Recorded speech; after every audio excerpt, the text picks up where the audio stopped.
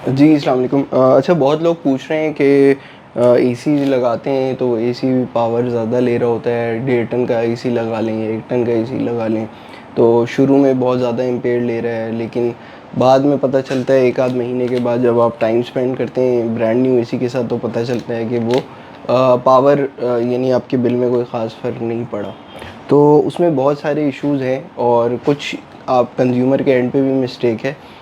लेकिन हो ये रहा है कि अब नए एसीज़ में भी कंप्लेंट्स आ रही हैं और होता ये है कि अगर टेम्परेचर सेंसर उसका काम नहीं कर रहा या वो फॉल्टी है, तो या वो तो सिस्टम जो है वो आपका एसी जो है वो मेल फंक्शन करने के चांसेस बहुत बढ़ जाते हैं, क्योंकि वो अपने पूरे पावर पे चल रहा होगा अगर उसका टेम्परेचर सेंसर जो है वो प्रॉपर तरीके से वर्क नहीं करता। उसका सलूशन जो है वो बेसिकली ये डिवाइस है, या आप ये वाईफाई सर्किट ब्रेकर है या तो आप ये लगा लें एसी के साथ, और या आप 3 पिन सॉकेट्स आती हैं एम्पेयर मीटर जो आपको एम्पेयर दिखा सकता है, यूनिट दिखा सकता है, तो इसमें ये तमाम सलाहियत है।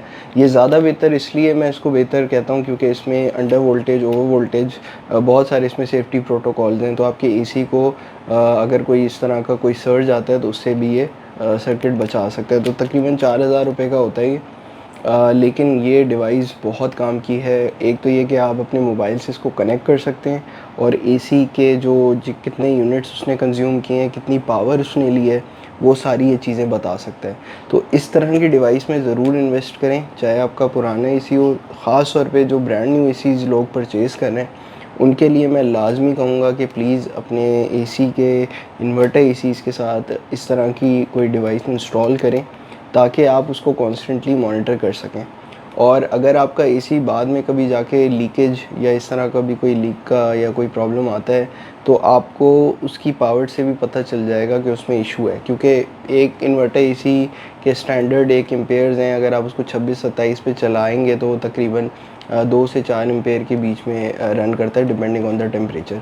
लेकिन अगर वो ज़्यादा पावर लेने लग जाता है तो वो डेफिनेटली सिस्टम में कोई लीकेज होती है या कोई रीज़न होता है जिसकी वजह से वो हेड प्रेशर बढ़ता है और वो फिर बाद में उसमें इश्यूज़ आना शुरू हो जाते हैं। तो वो जब पावर कंज्यूम ज़्यादा करने लग जाएगा तो आपको एक पता चल जाएगा, आपके पास एक बेंचमार्क नंबर होगा कि अच्छा जी, मेरा एसी इतने टेम्परेचर पे इतने एम्पेयर ले रहा था, अब ये ज़्यादा लेने लग गया। दैट मीन्स कि एसी में कोई प्रॉब्लम है, या वो चोकिंग पे चल रहा है, या वो डेफिनेटली उसमें रेफ्रिजरेंट इंडोर से या आउटडोर कॉइल उसका लीक है।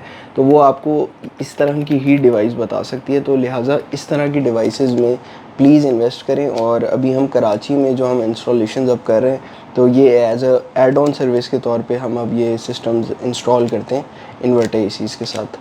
Thank you.